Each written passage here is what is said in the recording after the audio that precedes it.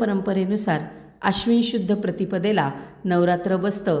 आज नवरात्राचा पहिला दिवस। देवीचं पहिलं रूप आणि ते म्हणजे शैलपुत्री। दुर्गेचं पहिलं रूप शैलपुत्री या नावाने ओळखलं जातं। ही नवदुर्गांपैकी पहिली दुर्गा आहे।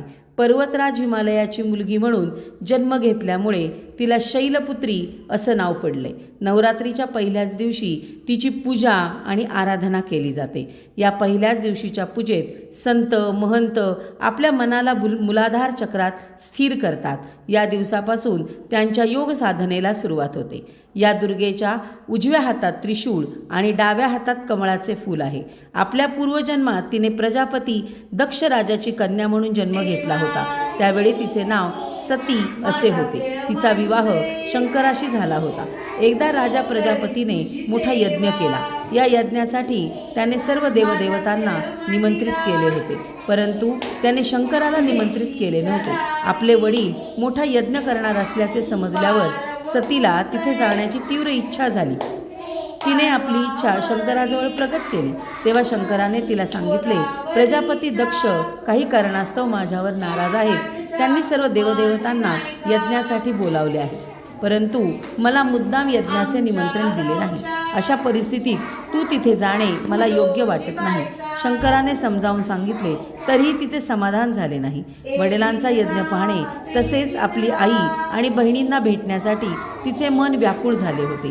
तिचा आग्रह पाहून शंकराने तिला यज्ञासाठी जाण्याची परवानगी दिली। सती वडिलांच्या घरी गेल्यावर कुणीही तिचे स्वागत केले नाही। तिला कुणीही आदराची वागणूक दिली नाही।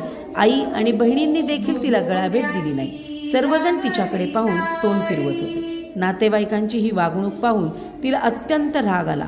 तिने शंकराच्या प्रती तिरस्काराची भावना असल्याचे तिला दिसून आले। दक्षाने शंकराविषयी काही अपमानकारक शब्दही वापरले होते।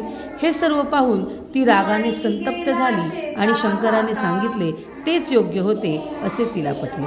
आपण इथे येऊन खूप मोठी चूक केली आहे याची जाणीव होऊन नवऱ्याचा अपमान सहन न झाल्याने तिने स्वतःला योगाग्नीत जाळून घेतले। याची महती शंकराला मिळाल्यावरती त्याने लगेच आपल्या गणांना पाठवून प्रजापतीला संपूर्ण यज्ञ उद्ध्वस्त केला।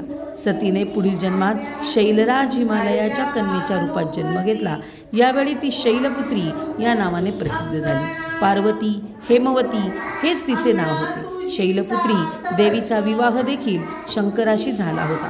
पूर्वजन्माप्रमाणे या जन्मीही ती शंकराची अर्धांगिनी बनली, म्हणून नवदुर्गांपैकी पहिली शैलपुत्री दुर्गेचे महत्त्व आणि शक्ती अनंत आहे। आज आपण पहिल्या दिवशी ह्याच दुर्गेच्या पहिल्या रूपाचे पूजन शाळेमध्ये केले आहे। हातपाय खणखणीत गोंडे, एक एक गोंडा विसा विसाचा, साऱ्या